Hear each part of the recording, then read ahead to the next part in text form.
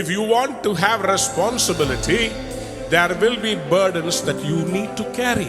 எனக்கும் என் குடும்பத்துக்கும் என்ன தேவையோ அதை நான் சுமக்கிறதுக்கு ரெடியா இருக்கிறேன்னு சொல்லி நம்ம யோசிக்கிறோம். ஆனா பல வேளைகளில் அது பாரமாய் மாறும்போது யார்கிட்ட சொல்றது? ஏன்னா எல்லாருக்குமே உங்களுடைய சந்தோஷத்துல பங்கெடுப்பாங்க. சுமை என்று வந்து விட்டால் எல்லாரும் அதுல பங்கெடுப்பாங்கன்னு சொல்ல முடியாது. கர்த்தர் நீங்க உங்களை பார்த்து சொல்றாரு, நான் உன் பாரத்தை நான் சுமக்கிறேன்ப்பா, நீ கவலைப்படாத. நீ எவ்வளோ பாரத்தை எடுத்தாலும் சுமக்க நான் ரெடியா இருக்கேன். 1 Peter chapter 5 verse 7. அவர் உங்களை விசாரிக்கிறவரானபடியால் உங்கள் கவலைகளை எல்லாம் அவர் மேல் வைத்து விடுங்கள். Cast all your anxiety on him because he cares for you. யாராவது ஒரு பெரிய ஆமென் சொல்லுங்க. பக்கத்துல பார்த்து சொல்லுங்க, அவர் உங்களை விசாரிக்கிறவரானபடியால் உங்கள் கவலைகளை எல்லாம் என்ன பண்ணுங்க, உங்க பாரத்தை எல்லாம் என்ன பண்ணுங்க, அவர் மேல் வைத்து விடுங்க. எத்தனை பேர் வைக்கிறதுக்கு ரெடியா இருக்கிறீங்க? எல்லாம் தலைக்கு மேல 2 கையை உயர்த்துங்க பார்ப்போம். பாரத்தை எல்லாத்தையும் எடுத்து தூக்கி போட போறீங்க. ஏன் மேல போட்டுறாதீங்க. எனக்கு இனஃப் அண்ட் மோர் பாரம் இருக்குது. ஆமே, நான் இப்போ சொல்கிறேன் 1 2 3 சொன்னோன்னே சைடில் தூக்கி போட போகிறீங்க. ரெடியாக இருக்கீங்களா? என்னென்ன பாரம் இருக்குதோ அது மேலே கர்த்தர் மேலே வச்சுருங்க. ஏன்னா உங்களால் இது சுமக்க முடியாது. ஒரு 2nd ஸ்டாண்டர்ட் பையன்கிட்ட 12th ஸ்டாண்டர்ட் பாட புஸ்தகத்தை கொடுத்து படிடா பாஸ் பண்ணிடான்னு சொல்ல மாட்டாங்க. ஏன்னா அந்த கிளாஸுக்கு அதுதான் பாரமும் அதுதான் கொடுப்பாங்க. உங்களுக்கும் கர்த்தர் கரெக்டாக தான் கொடுத்துருக்கிறாரு. முடியலன்னு சொல்லாதீங்க, முடியும். இப்போ கர்த்தர் மேலே வச்சுட்டீங்கன்னா அவர் பொறுப்பெடுக்கிறேன்றாரு. ஜூலையில் அவர் மேலே வைக்க போறீங்க. ரெடி? 1 2 3 சைட்ல போடுங்க. அன்பார்ந்த பிள்ளைகளே, சில சுகமான சுமைகள் இருக்கிறது. சில சுமைகள் நமக்கு சுகமானவைகள். ஆனால் சில சுமைகள் நம்மை அழுத்துகிறது, நம்முடைய சரீரத்தை பலவீனப்படுத்துகிறது. இப்போ ஒரு வீட்டுக்கு தண்ணி குடம் எடுத்துட்டு வர்றது சுகமான சுமை. அதை யாரும் வெறுக்க மாட்டாங்க. ஆனா தேவையில்லாம இன்னொருத்தவங்க வீட்டுக்கு அல்லது வேற ஒரு காரியத்தை, ரோட்ல இருக்கிற கல்லை யாரும் எடுத்து அங்கிருந்து இங்க மாத்தி வைக்கிறது செய்ய மாட்டாங்க. ஏன்னா அது தேவையில்லாத வேலை. எனக்கும் என் குடும்பத்துக்கும் என்ன தேவையோ அதை நான் சுமக்கிறதுக்கு ரெடியா இருக்கிறேன்னு சொல்லி நம்ம யோசிக்கிறோம். ஆனா பல வேளைகளில் அது பாரமாய் மாறும்போது யார்கிட்ட சொல்றது? ஏன்னா எல்லாருக்குமே உங்களுடைய சந்தோஷத்துல பங்கெடுப்பாங்க. சுமை என்று வந்து விட்டால் எல்லாரும் அதுல பங்கெடுப்பாங்கன்னு சொல்ல முடியாது. இன்னைக்கு நிறைய நேரத்துல நம்முடைய குடும்பத்திலையும் சரி, வேலை ஸ்தலத்திலையும் சரி, சில பேரை சுமை தாங்கியாவே பார்க்கறது. அவங்க மேல எல்லாத்தையும் இழிச்சவா என் தலையில எல்லாத்தையும் கட்டுற மாதிரி சில பேர் மேல எல்லா பிரச்சனையும். சில குடும்பங்கள்ல சில கணவன்மார் தங்களுடைய குடும்பத்தை பொறுப்பெடுக்கிறதே கிடையாது. அவர் பாட்டுக்கு தனிக்காட்டு ராஜா மாதிரி சுத்துவாரு. மனைவிதான் பிள்ளைகளை படிக்க வச்சு பிள்ளைகள் ஸ்கூல் ஃபீஸை கட்டுறது எல்லாத்தையும் மனைவி பார்த்துட்டு இருப்பான். சில இடங்கள்ல பாத்தீங்கன்னா ஆப்போசிட்டா இருக்கும். பிள்ளைகள் பெற்றோருடைய பாரத்தை இன்னைக்கு சுமக்கிறது இல்லை. எனக்கு ஐபோன் வாங்கி கொடு, இல்லைன்னா நான் தற்கொலை பண்ணிக்குவேன். எனக்கு இது வேணும், எனக்கு பைக் வேணும். என் கூட இருக்க ஃப்ரெண்ட்ஸ் எல்லாம் இதை வச்சிருக்கிறாங்க, எனக்கே இது இல்லை. நம்ம ஏன் இவ்வளவு ஏழையா இருக்கிறோம்? பாரத்தை சுமக்கிறதுக்கு யாருக்குமே விருப்பம் இல்லை. ஆனா கர்த்தர் இன்னைக்கு உங்களை பார்த்து சொல்றாரு, நான் உன் பாரத்தை நான் சுமக்கிறேன்ப்பா, நீ கவலைப்படாத. நீ எவ்வளோ பாரத்தை எடுத்தாலும் சுமக்க நான் ரெடியா இருக்கேன். பக்கத்துல பார்த்து சொல்லுங்க, ரெஸ்பான்சிபிலிட்டி will bring burdens. பொறுப்பு இருந்தாலே, பொறுப்புல இருந்தாலே சில சுமைகள் வரதான் செய்யும். பொறுப்புனாவே எழுதிக் கொள்ளுங்க, responsibility will bring burdens. If you say I don't want burdens, that means you don't want responsibility. ஒரு ஆபீஸ்ல ஒருத்தவங்ககிட்ட பொறுப்பா இருக்கவங்ககிட்ட தான் நிறைய கொடுப்பாங்க, பொறுப்பு இல்லாதவங்ககிட்ட கொடுக்க மாட்டாங்க. So if you get more burdens, don't look at it as a punishment. It is actually they are honoring you. புரியல உங்களுக்கு? நான் மறுபடியும் தமிழ்ல வேணா சொல்லி பார்க்கிறேன். சில பேர்கிட்ட நிறைய ஃபைலை கொண்டு வந்து வைக்கிறாங்களே, உங்களை பாரப்படுத்துறதுக்காக யோசிக்க கூடாது, வேற மாதிரி யோசிக்கணும். யாராலையும் சால்வ் பண்ண முடியாதத நான் செய்வேன்னு என் டேபிளுக்கு வருது. பக்கத்தில் பார்த்து சொல்லுங்க, எல்லாமே நம்ம பார்க்குற விதத்துல தான் இருக்குது. அப்படியானா நல்லா புரிந்து கொள்ளுங்க, ஆண்டவர் ஒரு நாளும் உங்களையும் என்னையும் பாரம், அதாவது இந்த வெயிட் லிஃப்டிங் இருக்கு பார்த்தீங்களா, அந்த வெயிட் லிஃப்டிங் உடைய கொஞ்சம் வீடியோவை போடுங்க. வெயிட் லிஃப்டிங் வீடியோ நீங்கள் பார்த்தீங்கன்னா அவங்களுக்கு அந்த கேட்டகரி வைஸாக பிரிச்சிருப்பாங்க. இந்த வெயிட்டு எவ்வளோ வெயிட்டை சுமக்க முடியும்னு சொல்லி. ஒரு ஒலிம்பிச்சான்ட்ட 250 கிலோவையும் 500 கிலோவையும் கொண்டு வந்து கொடுக்க மாட்டாங்க. அதுக்குன்னு மசில், அதுக்குன்னு போன் ஸ்ட்ரென்த் இருந்துச்சுன்னா தான் அந்த கேட்டகரியில் வெயிட்டை தூக்க விடுவாங்க. கரெக்டாக இல்லையா? வெயிட் லிஃப்டிங்லாம் பார்த்து கொஞ்சம் கொஞ்சமாக தான் வெயிட் ஆட் பண்ணணும். அந்த மாதிரி சில பேர் அந்த வெயிட் லிஃப்டிங் பண்ணும்போது நீங்கள் பார்த்தீங்கன்னா பெரிய வெயிட் எடுத்த உடனே தடன்னு கால் ஆடும். பார்த்துருக்கீங்களா? அது என்னன்னா கால் தள்ளாடும். வெயிட்டு ஒழுங்கான வெயிட்டை கரெக்டாக தூக்கலைன்னா முதுகு தண்டு உடஞ்சிரும், முட்டியில் இருக்கிற அந்த எலும்பு உடஞ்சிரும், எல்போ உடஞ்சிரும், அந்த ஜாயின்ஸ் உடையறதுக்கு நிறைய வாய்ப்பு இருக்குது. அப்போது நல்லா புரிஞ்சுக்கோங்க, அந்த ட்ரெயினரு அந்த தூக்குற வெயிட் லிஃப்ட் பண்றவருக்கு அவர் சொல்லுவார், இந்த வெயிட்டை நீ தூக்கணும். அப்போ அந்த வெயிட்டை கரெக்டா பார்த்து சொல்லுவார். பக்கத்துல பார்த்து சொல்லுங்க, பார்த்து தான் கொடுப்பார் வெயிட்டை. ஸோ அந்த ட்ரெயினருக்கு தெரியும் நமக்கும் மிஞ்சின பாரத்தை கர்த்தர் நம்ம மேல சுமத்த மாட்டான். பக்கத்துல பார்த்து சொல்லுங்க, மிஞ்சின பாரத்தை. யோபுவின் புஸ்தகம் 34 அதிகாரம் 23 வசனத்தை வாசிக்கலாமா? ஜோப் 34:23. மனுஷன் தேவனோடே வழக்காடும்படி அவன் மேல் மிஞ்சினதொன்றையும் சுமத்த மாட்டார். அவன் மேல் என்ன சுமத்த மாட்டார்? மிஞ்சினதை சுமத்த மாட்டார். யாராவது ஒரு அல்லேலூயா சொல்லுங்க. பக்கத்துல பார்த்து சொல்லுங்க, அவர்கிட்ட வழக்காடுறதுக்கு, அவர் மேல கேஸ், ஆண்டவரே எப்படி ஆண்டவரே நீ அதை அனுமதிக்கலாம், என் மேல எப்படி இந்த பாரத்தை வைக்கலாம் அப்படின்னு நீங்க வழக்காடுறதுக்கு உங்களுக்கு வேலையே வைக்க மாட்டார். அவனவனுக்கு என்ன பாரம் முடியுமோ அதை கரெக்டா கொடுப்பாரு. உங்களால முடியும். யாராவது ஆமேன்னு சொல்லுங்க. பக்கத்தை பார்த்து சொல்லுங்க, உங்களால முடியும். விசுவாசிக்கிறவங்க மட்டும் ஆமேன்னு சொல்லுங்க. சொல்லுங்க ஆமே. இப்ப நான் சொல்றதுக்கெல்லாம் நீங்க ஆமேன்னு சொல்ல போறீங்க. ரெடியா? முடியும்னு சொல்லுங்க, முடியும்னு சொல்லுங்க. உங்களால பிள்ளைய நல்லா வளர்க்க முடியும். உங்களால இந்த கடன்ல இருந்து வெளியே வர முடியும். உங்களால இந்த வாழ்க்கையில ஜெயம் எடுக்க, உங்களால உங்க குடும்பத்துல சமாதானமா இருக்க, உங்களால வேலையில உயர, உங்களால மற்றவங்களுக்கெல்லாம் அள்ளி கொடுக்க, உங்களால தலை நிமிர்ந்து நடக்க, உங்களால வீடு கட்ட, உங்களால உங்க குடும்பத்தை கடைசி வரைக்கும் காப்பாத்த முடியும்ன்றவங்க மட்டும் கையை தட்டுங்க பாப்போம்.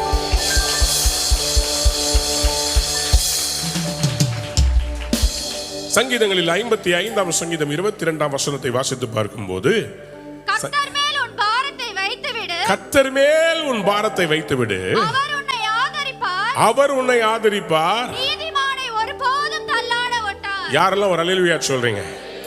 ஒரு அருமையான மனிதன் சைக்கிள் ரிக்ஷா ஓட்டிட்டு போயிட்டு இருந்தாரு. வழியில பார்த்தா ஒரு முதியவர் தலையில பாரத்தை சுமந்துட்டு போயிட்டு இருந்தாரு. இவருக்கு அவரை பார்த்த உடனே ரொம்ப மனசு கேட்கல. அவர்கிட்ட சொன்னார், ஐயா எவ்வளோ வெயில்ல கஷ்டப்பட்டுட்டு போயிட்டு இருக்கிறீங்களே, வாங்கயா ரிக்ஷால ஏறிக்கோங்கன்னு சொல்லிட்டு இவர் பிரேக்கை போட்டு நிறுத்தினாரு. அவர் ஏறிட்டார். இவர் ஓட்டிக்கிட்டே இருந்தார், பேச்சு கொடுத்துக்கிட்டே இருந்தார். பேச்சுட்டா அவரு அம்மா அம்மா அப்படின்னு அவர் பேசிக்கிட்டு இருந்தார்.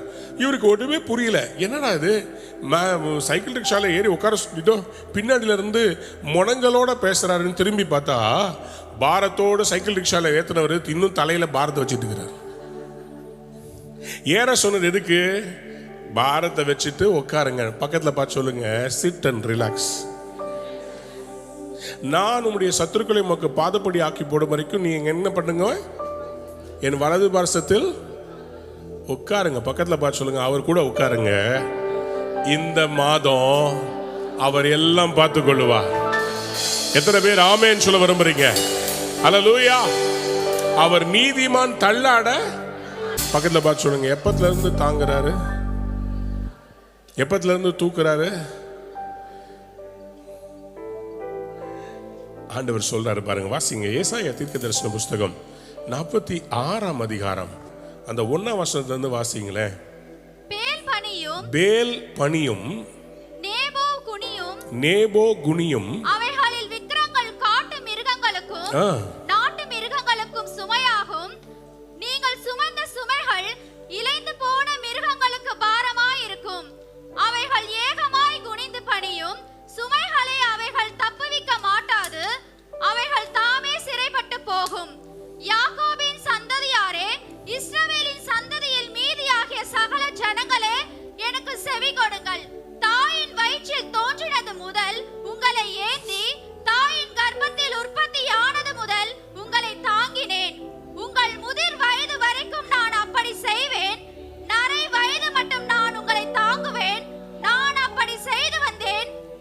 இனிமேலும் நான் ஏந்துவேன், நான் சுமப்பேன். இதுல ஒரு ரகசியம் அலைந்து இருக்குது. இது வெளிப்பாட்டை நான் தரேன், புரிந்து கொள்ளுங்க. பேல் பணியும் நேபோ குனியும் அவைகளின் விக்கிரகங்கள் காட்டு மிருகங்களுக்கும் நாட்டு மிருகங்களுக்கும் சுமையாகும்.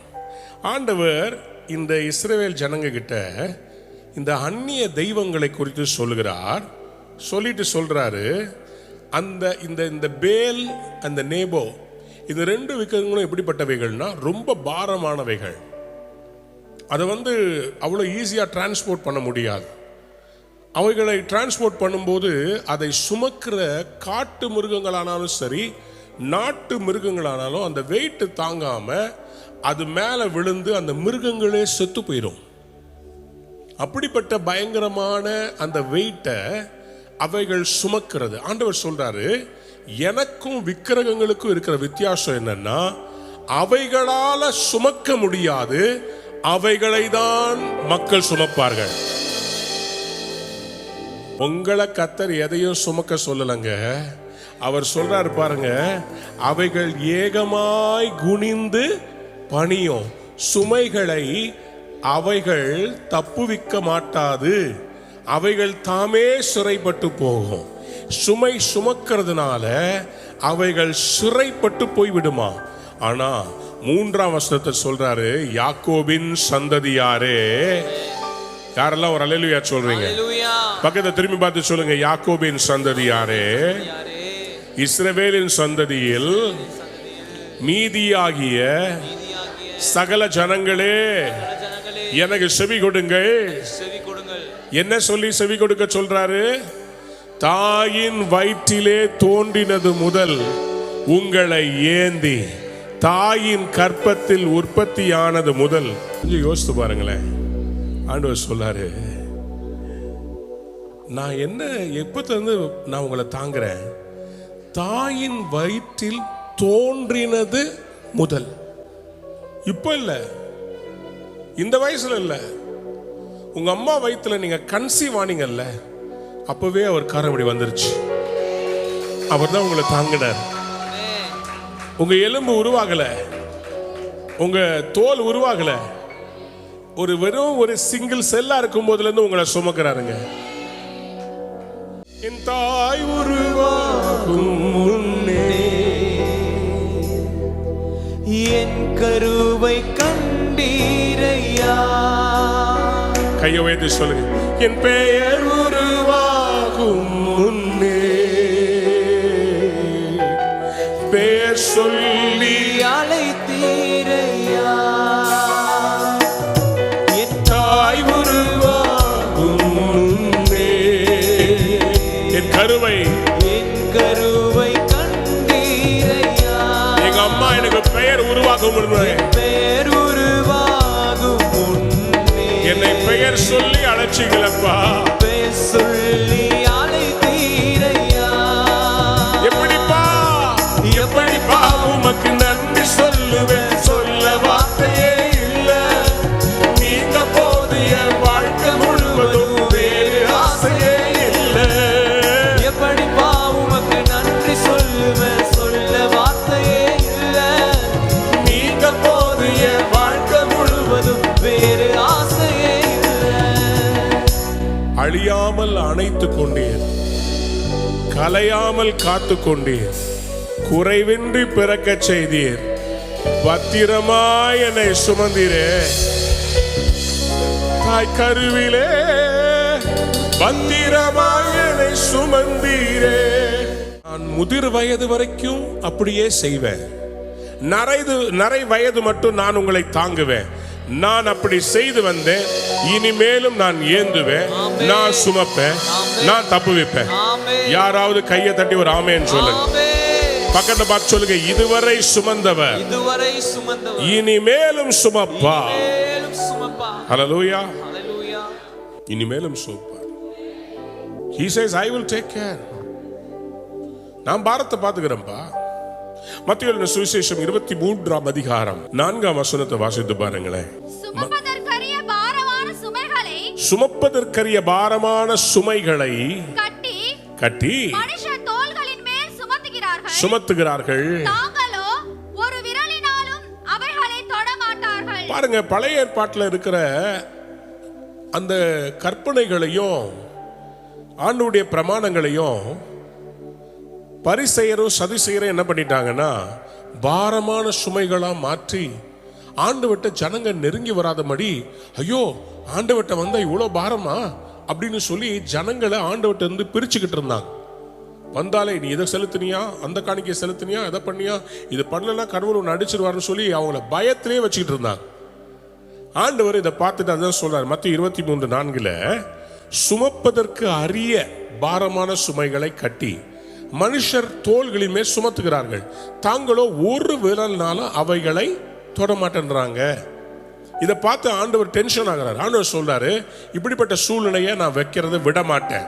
ஆகவேதான் அவர் மத்தேயு சுவிசேஷம் 11ஆம் அதிகாரத்தில் 28ஆம் வசனத்தில் சொன்னாரு, வருத்தப்பட்டு பாரம் சுமக்கிறவர்களே நீங்கள் எல்லாரும் என்னிடத்தில் வாருங்கள், நான் உங்களுக்கு இளைப்பாறுதலை தருவேன். எத்தனை பேர் ஆமேன் சொல்ல விரும்புறீங்க? சத்தமா ஒரு ஆமேன் சொல்லுங்களேன். ஹல்லேலூயா. ஆகவே நான் இந்த மாதம் தீர்க்க தரிசனமா உங்களுக்கு சொல்ல விரும்புகிறேன். முதலாவதாக, ஆண்டவர் உங்களுடைய சுமைகளை அவர் வாங்கி உங்களுக்கு இளைப்பாறுதலை தரப்போறார். நீங்க இனிமேலே அவர் வண்டியில ஏறிட்டீங்க, அவரை நம்பி விசுவாசத்துல ஏறிட்டீங்க, அவர் உங்கள் பாரங்களை தாங்குவார். உங்க பிரச்சனையை அவர்கிட்ட மாத்தி விட்டுருங்க, அவர் எல்லாம் பார்த்து கொள்ளுவார். பக்கத்து பாச்சு அவர் எல்லாம் பார்த்து கொள்ளுவார். அப்பா எல்லாத்தையும் பார்த்து கொள்ளுவார். அவர் பிள்ளையா இருந்தா, பிள்ளை டெய்லி என் மகன் என்கிட்ட வந்து, டாடி இன்னைக்கு மத்தியானம் சாப்பிட்றதுக்கு எப்படியாவது எனக்கு சாப்பாடு ஆக்கி கொடுங்கன்னு என் மகன் கேட்பானா? என் மகன் பெட்ரோல் போடுறதுக்கு என்கிட்ட வந்து கெஞ்சுவானா? என் மகன் ஷூ வாங்குறதுக்கு என்கிட்ட கேட்பானா? அவனுக்கு தெரியும் டாடி பார்த்துக்குவார். இந்தாப்பா கார்டு போய் போட்டுக்கோ, இந்தாப்பா கார்டு வாங்கிக்கோ. நான் என்ன நினைப்பேன்னா, என் பையன் குறைஞ்சு போய் என்கிட்ட வர்றதுக்கு முன்னாடி, உனக்கு இது இல்லைல்ல நீ வாங்கிக்கோன்னு தானே நான் சொல்லுவேன். பெத்த அப்பாவுக்கே இப்படி இருக்குதுன்னா நம்மளை உருவாக்குன பக்கத்தை பார்த்து சொல்லுங்க, எல்லாம் பார்த்து கொள்ளுவா. எத்தனை பேர் ஆமேன்னு சொல்ல விரும்புறீங்க? அவர் எல்லாம் பார்த்து கொள்ளுவா. எனக்காக யாவையும் செய்பவரே, செய்து முடிப்பவரே, உள்ளத்தின் ஆழத்திலிருந்து சொல்லுவோம், எனக்காக யாவையும் செய்பவரே, செய்து முடிப்பவர், செய்து முடிப்பவரே, என் பாரங்கள், என் பாரங்கள்,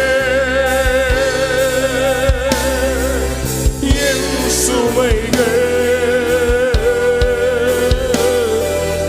என் பாரங்கள்,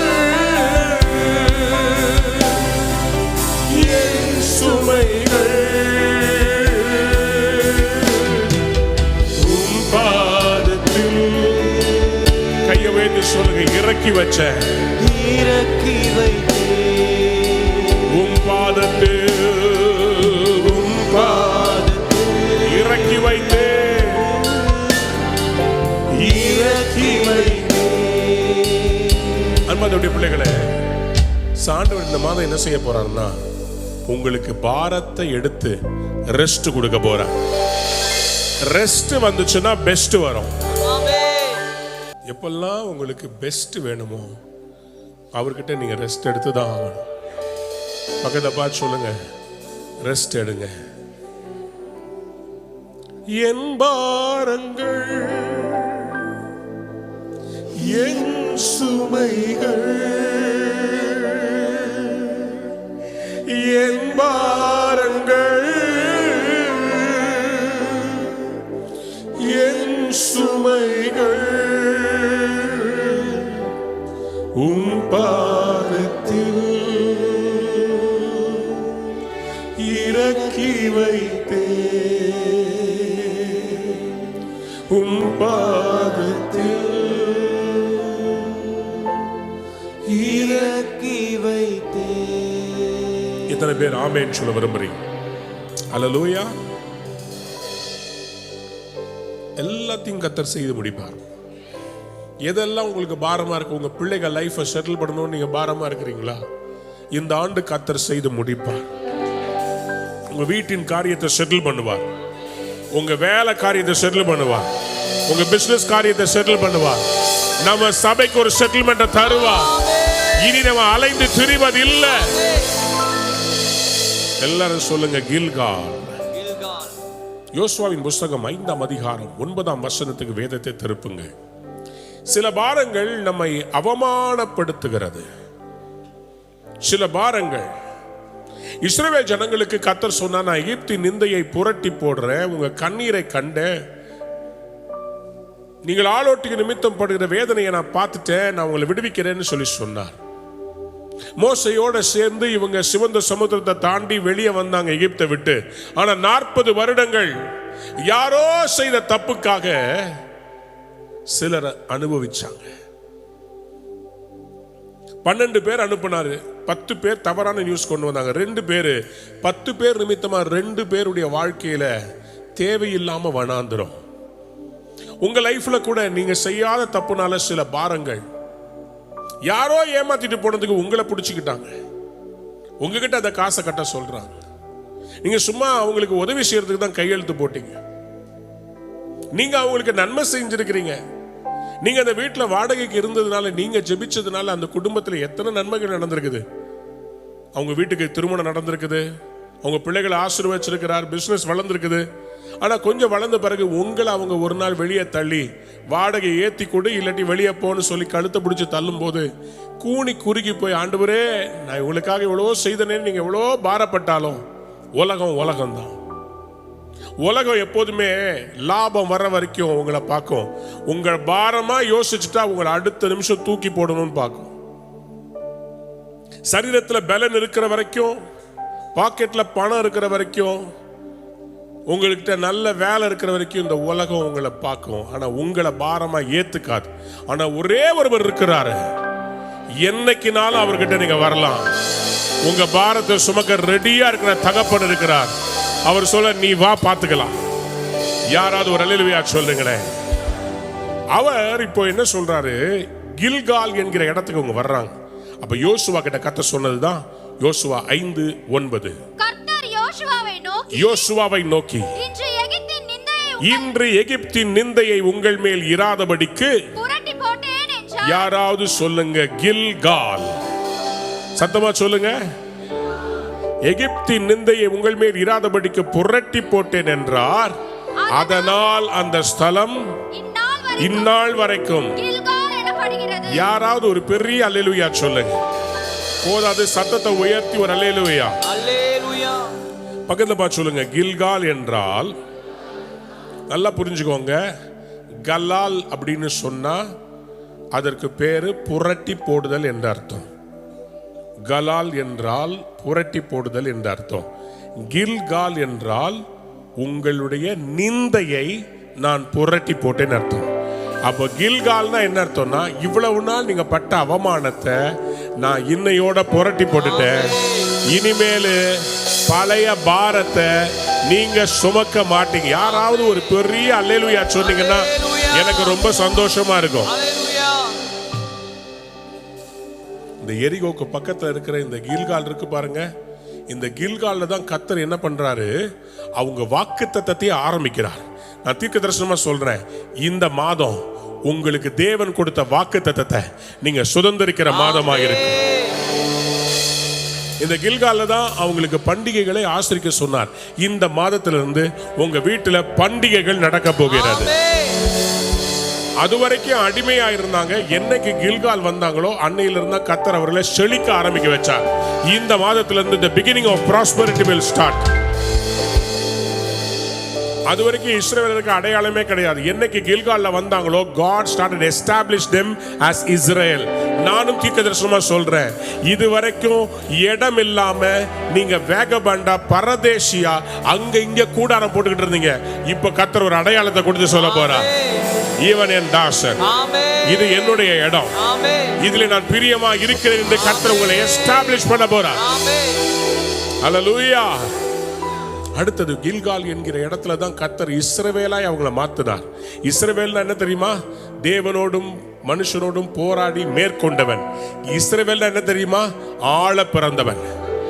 நீங்க வாழ பிறந்தவங்க மட்டும் கிடையாது, ஆள பிறந்தவங்க. கில்கால் என்கிற இடத்துல தான் அவங்களுடைய ராஜரீக அபிஷேகம், அவங்கள தேசமா ராஜாக்களா ஆசாரியரா கர்த்தர் உயர்த்தினாரு. எத்தனை பேர் ஆமென் சொல்ல விரும்புறீங்க? அதாங்க first stop after crossing Jordan. யோர்தானை கடந்த பிறகு நான் நம்புற விசுவாசிக்கிறேன், ஜூன்ல இருந்து ஜூலை கிராஸ் ஓவர் பண்ணும்போது கர்த்தர் நம்மளை இக்கரைக்கு கொண்டு வந்துட்டார். நம்ம கில்காலுக்கு வந்து விட்டோம். நிந்தையை புரட்டி போட்டார். சொல்லுங்க அல்லேலூயா.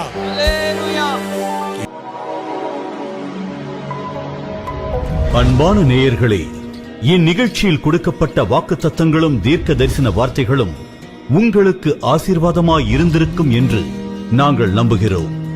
நீங்கள் பெற்ற ஆசீர்வாதங்களையும் ஜெப விண்ணப்பங்களையும் மற்றும் உங்கள் காணிக்கைகளையும் அனுப்ப வேண்டிய எங்கள் முகவரி: ரூவா ஊழியங்கள், எண் 82, ஜவஹர்லால் நேரு சாலை, சிம்ஸ் மருத்துவமனை எதிரில், வடபழனி, சென்னை 26.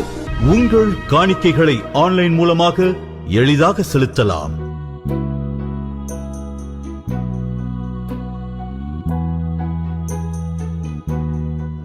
எங்கள் இணையதள முகவரி www.ruhaministries.org.